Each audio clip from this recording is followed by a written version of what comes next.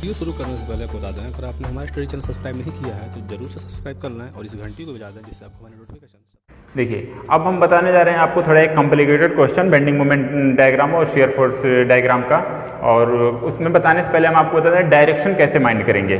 तो डायरेक्शन के लिए हमने शेयर फोर्स का आपको बता दिया। सिंपल सी बात है कि आप जो है लेफ्ट टू राइट कैलकुलेशन करोगे तो जो अपवर्ड फोर्स होंगे वो पॉजिटिव, जो डाउनवर्ड फोर्स होंगे नेगेटिव, जो आपका होता है एग्जैक्टली। लेकिन अगर कैलकुलेशन आप उल्टा स्टार्ट कर दिए, जैसे आप कैलकुलेशन इधर से यहाँ फोर्स लगे हुए हैं, बहुत सारे फोर्स कैसे लगे हुए हैं, कुछ भी लगे हुए हैं, आप लेफ्ट टू राइट जो कैलकुलेशन का नॉर्म होता है उसको फॉलो करते हैं अगर आप, तो जितने ऊपर फोर्स लगे हुए हैं पॉजिटिव, नीचे लगा है तो निगेटिव। लेकिन नॉर्म के उल्टा अगर आप कर रहे हैं, आप इस साइड से कैलकुलेशन स्टार्ट कर रहे हैं, इधर से कैलकुलेशन, तो आपने उल्टा कर रहे हैं इसलिए उल्टा हो जाएगा। शेयर फोर्स में कैलकुलेशन जो डाउनवर्ड फोर्स होगा वो पॉजिटिव माना जाएगा, जो अपवर्ड फोर्स होगा वो निगेटिव माना जाएगा। ऐसा इसलिए कि आप कैलकुलेशन उल्टा स्टार्ट कर रहे हैं। इसको ध्यान देने की जरूरत है। शेयर फोर्स के लिए आपको बता रहा हूँ, बेंडिंग मोमेंट के लिए नहीं। अब बेंडिंग मोमेंट किसी पॉइंट का कैसे पॉजिटिव निगेटिव होता है इसको आपको बता दें। बेंडिंग मोमेंट के लिए जब कोई फोर्स ऐसे लगा होता है कि इंड को ऊपर उठाता है, कोई मोमेंट बेंडिंग कोई ऊपर की तरफ बेंड करता है यानी बीम को ऊपर उठाता है, तब उसका जो बेंडिंग मोमेंट होता है पॉजिटिव होता है। और जब बीम को नीचे लाता है तो उसका बेंडिंग मोमेंट जो होता है वो निगेटिव होता है। आपको फोर्स से ही पता चल जाएगा कि वो बीम को नीचे की तरफ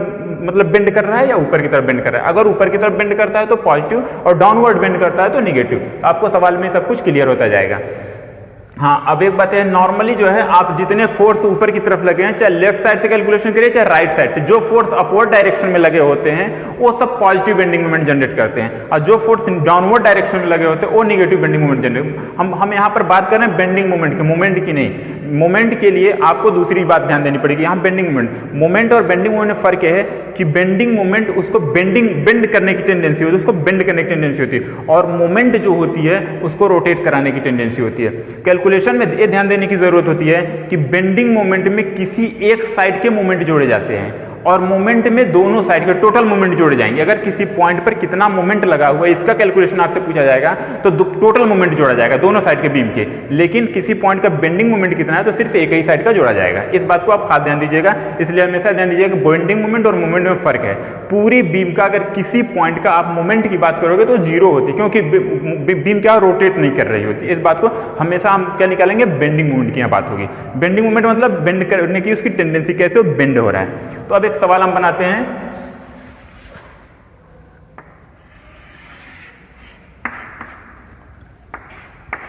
इसमें भी हम पॉइंट लोड ही लगाएंगे, 2-3 लगा देंगे। एक यूडीएल का सवाल अभी आपको बताएंगे। ए है और एक बी है।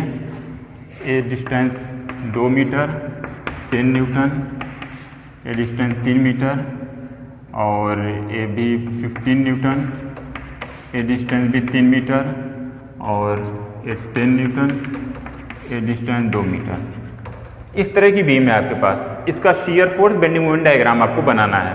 तो इसमें भी सेम कैलकुलेशन ऐसे ही करेंगे। पहले आप रिएक्शन निकालेंगे ए और बी का, फिर उसके बाद पॉइंट टू पॉइंट आप शियर फोर्स निकाल करके उसका बेंडिंग मोमेंट डायग्राम निकाल करके और बेंडिंग मोमेंट निकाल करके उसका डायग्राम बना देंगे। कैलकुलेशन बहुत ईजी है। हम शुरू करते हैं। R A plus R B equal to 10 + 15 + 10, 10 + 10 20 + 15 35। ये हो गया 35। अब किसी एक के रिस्पेक्ट मूवमेंट लेते हैं। एक के रिस्पेक्ट में मूवमेंट अगर हम लेते हैं तो आर बी इंटू 3 + 3 6, 2 + 2 4, 6 + 4 = 10, यानी हो जाएगा आर बी ए है, हम मूवमेंट ले रहे हैं ए के रिस्पेक्ट में, then R B into 10, R B into 10 equal हो जाएगा 10 × 3 3 6 2 8, 10 × 8 प्लस 15 × 5, 15 × 5 प्लस 10 × 2, 10 × 2। अगर ये वैल्यू क्यों ऐसे लिखी जा रही है, इसमें आपको कंफ्यूजन है तो पहले का लेक्चर आप देख लीजिए, उसमें क्लियर हो जाएगा ऐसे वैल्यू क्यों लिखी जा रही है। तो अब हो जाएगा आर बी इंटू 10, ये हो गया 80, कैलकुलेटर यूज कर लेते हैं, यहाँ हो गया 10 × 8 प्लस 15 × 5 प्लस 10 × 2 डिवाइडेड बाई 10, ये हो गया डिवाइडेड बाई 10, 70। आर बी की वैल्यू हमने निकाल लिया 17.5 न्यूटन। देन आर बी की वैल्यू इसमें आप पुट कर देंगे तो आर ए की वैल्यू भी हो जाएगी 17.5 न्यूटन। दोनों की वैल्यू सेम आ गई है, कोई बात नहीं है। अब आप कैलकुलेशन स्टार्ट कर दो। हम आपको इधर से कैलकुलेशन करके दिखा देते हैं कि कैसे होता है, क्योंकि इससे पहले वाले सवाल में हम लेफ्ट टू राइट कैलकुलेशन किए, इस बार राइट टू लेफ्ट कैलकुलेशन करके आपको दिखाते हैं। देखिए यहाँ पर shear force at B, shear force at B की वैल्यू जो होगी, यहाँ फोर्स कितना लगा हुआ है, ऊपर की डायरेक्शन में लगा हुआ है आरबी 17.5 न्यूटन, इसलिए यहाँ शियर फोर्स माइनस 17.5 न्यूटन लिखेंगे, क्योंकि आपने कैलकुलेशन उल्टा स्टार्ट किया है, इसलिए जो ऊपर की तरफ फोर्स लगे होंगे उनका शियर फोर्स निगेटिव होगा, जो नीचे की तरफ फोर्स लगे उनका शियर फोर्स पॉजिटिव होगा, तो माइनस 17.5 न्यूटन। आगे अब हम आते हैं ए बी, इसको सी मान लीजिए, डी मान लीजिए, ई पॉइंट मान लीजिए। तो अब शियर फोर्स सी का, पहले सी के राइट वाली वैल्यू आप लिखोगे, जस्ट राइट टू सी, तो shear force just right to C, just right to C रहोगे तो सिर्फ यही एक वैल्यू दिखाई दे रही है। इसका जो वैल्यू है 17.5 है, ऊपर की तरफ है, इसलिए माइनस में लिखेंगे, तो माइनस 17.5 न्यूटन। अब आ जाएंगे आप right left to C, shear force just left to C, इसकी वैल्यू जो हो जाएगी माइनस 17.5 और 10 न्यूटन का डाउनवर्ड है इसलिए प्लस 10, तो माइनस 17.5 प्लस 10, इसकी वैल्यू जो हो जाएगी माइनस 7.5 न्यूटन।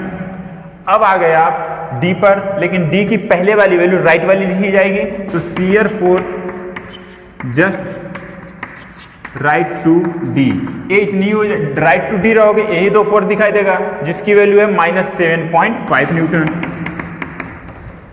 अब हम आ जाते हैं left to D, shear force just left to D, just left to D आ जाएंगे, तो एक फोर्स से हो जाएगा, एक फोर्स से, एक फोर्स से, इसकी वैल्यू है माइनस 17.5, क्योंकि ऊपर की तरफ है 10 और 15, ये दोनों मिलकर के होगा 25, और 25 पॉजिटिव और माइनस 70, यानी हो गया 25 माइनस 17.5, ये हो गया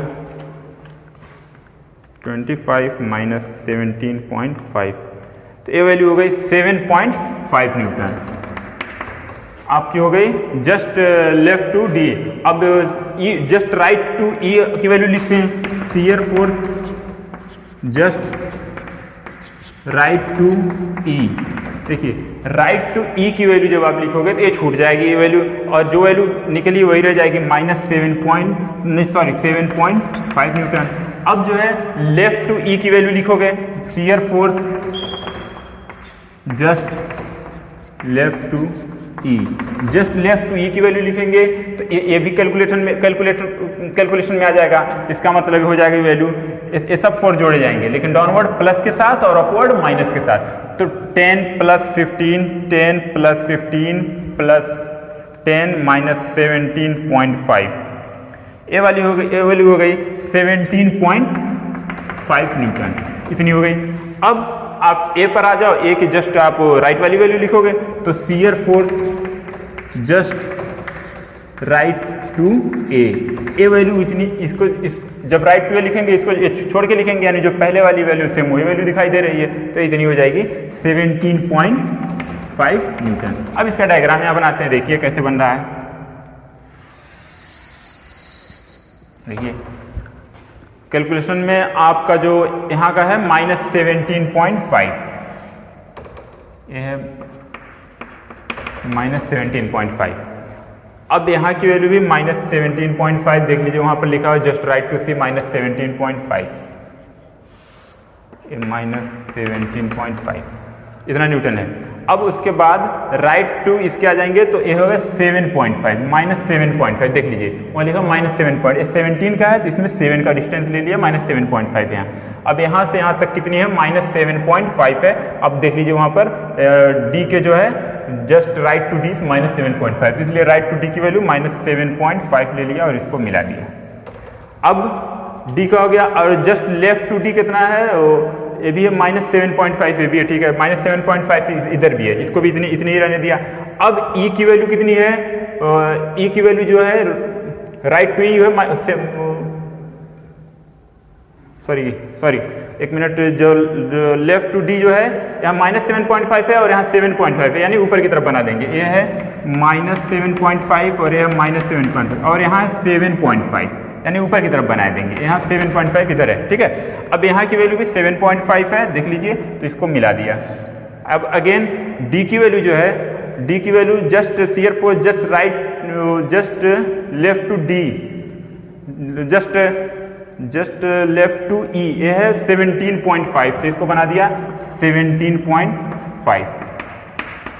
अब shear force just right to A, ये भी है 17.5, तो इस तरह डायग्राम कंप्लीट हो गया।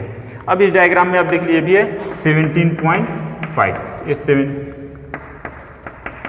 17.5 न्यूटन। अब देखिए, अगर कैलकुलेशन आप इधर से भी देखिए चाहे इधर से देखिए, वैल्यू आपको शियर फोर्स ऐसे ही बनेगा। देखिए आर ए की वैल्यू कितनी है, 17.5, देखिए यहाँ बना हुआ है, और यहाँ की वैल्यू जो है 10 है, तो देखिए ये 17.5 है और इसकी वैल्यू 7.5 है, दोनों के डिफरेंस देखिए 10 आ जा रहा है। आपको हम बता चुके हैं किसी भी पॉइंट पे जब शियर फोर्स डायग्राम बनाते हैं, वहां पर जो दोनों फोर्स का डिफरेंस आता है, उस पॉइंट पे जितना फोर्स लगा था उसके बराबर मिलता है।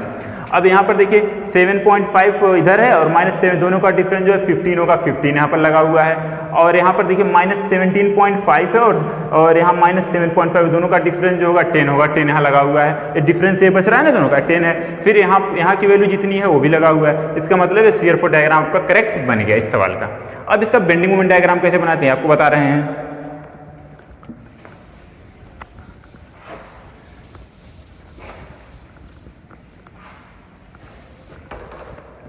देखिए बेंडिंग मोमेंट एट ए हम शुरू कर देते हैं। बेंडिंग मोमेंट, अब लेफ्ट राइट दोनों आपको बता दिए ना, किसी भी तरह साइड से आप कैलकुलेशन शुरू करेंगे आंसर सेम आएगा, उसमें कोई फर्क नहीं पड़ेगा, चाहे बेंडिंग मोमेंट इधर से शुरू करिए चाहे इधर शुरू करिए। तो बेंडिंग मोमेंट एट ए इक्वल हो जाएगा, कोई डिस्टेंस नहीं है, डिस्टेंस 0 इसलिए मोमेंट क्या होता है 0। अब बेंडिंग मोमेंट एट बी का जो बेंडिंग मोमेंट होगा, बेंडिंग मोमेंट एट बी ने एट ई, सॉरी ए के बाद बेंडिंग पॉइंट ई है, बेंडिंग मोमेंट एट ई, ए हो जाएगा R A into 2। R A की वैल्यू आपने निकाल चुका है 17.5 इंटू 2, इसका मतलब 35 न्यूटन मीटर, ये हो गया ई का। Bending moment at D, bending moment at D, E का आपने निकाल लिया उतना, bending moment at D, D का बेंडिंग मोमेंट निकालोगे तो आर ए इंटू 5 और ये हो जाएगा -10 इंटू 3, क्योंकि 10 का 4 नीचे लगा है और आर ए जो है ऊपर की तरफ लगा हुआ रिएक्शन, इसलिए बेंडिंग मोमेंट एट डी जो हो जाएगा आर ए, डी का बेंडिंग मोमेंट हम लिख रहे हैं R A into 5। Bending moment क्या होता है, सब मोमेंट का जोड़ होता है, इसलिए are A into 5, R A की वैल्यू जो है वो है 17.5 इंटू 5 और माइनस इसलिए लिख रहे हैं कि फोर्स क्या डाउनवर्ड लगा हुआ है, तो -10 इंटू यहाँ से यहाँ तक की डिस्टेंस है 3 और इसको हमने कर लिया तो ये हो गया 17.5 इंटू 5 -10 इंटू 3, ये वैल्यू आ गई 57.5 न्यूटन मीटर।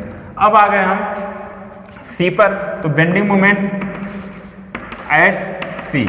अब देखिए सी का बेंडिंग मोमेंट निकालने के लिए अगर इधर से कैलकुलेशन करेंगे तो इसका फिर इसका 3 का निकाल के आपको इसको इसमें से इसकी वाली वैल्यू इसकी वाली वैल्यू घटानी पड़ेगी, और इधर से आप सीधे आर बी इंटू 2 लिख सकते हो, चाहे इधर से कैलकुलेशन करके लिखो चाहे इधर से लिखो, आंसर सेम आएगा, लेकिन इधर से लिखोगे तो बस जस्ट आपको आंसर तुरंत मिल जाएगा आर बी इंटू 2, और आर बी की वैल्यू कितनी है आपकी 17.5, तो यहाँ का बेंडिंग मोमेंट हो जाएगा 17.5 इंटू 2, इसका मतलब 35 न्यूटन मीटर। इधर से कैलकुलेशन करोगे जोड़ के, यहाँ लिखोगे R A into 3 + 3 6 + 2 8, R A into 8 -10 into 6 -15 into 3, तब भी वैल्यू उतनी ही आएगी, 35 ही आएगी। आप दोनों तरफ से करके देख सकते हो, उसमें कोई प्रॉब्लम नहीं होगी। तो बेंडिंग मोमेंट एट सी हम ऐसे लिख देते हैं R B into 2, R B की वैल्यू है 17.5 और डिस्टेंस 2 है, तो ये हो गया 17.5 इंटू 2, इसका मतलब 35 न्यूटन मीटर। तो आप किसी भी पॉइंट का बेंडिंग मोमेंट लेफ्ट राइट इधर से उधर से कैलकुलेट करके लिख सकते हैं। इसका हम इसको यहाँ पे जगह कम है इसलिए इसको मिटा करके बेंडिंग मोमेंट डायग्राम हम बना दे रहे हैं। तो देखिए, अब देखिए ए पॉइंट का जो है बेंडिंग मोमेंट 0 है और ई पॉइंट का बेंडिंग मोमेंट जो है 35 है, तो यहाँ पर हमने बना दिया 35, इसको मिला दिया।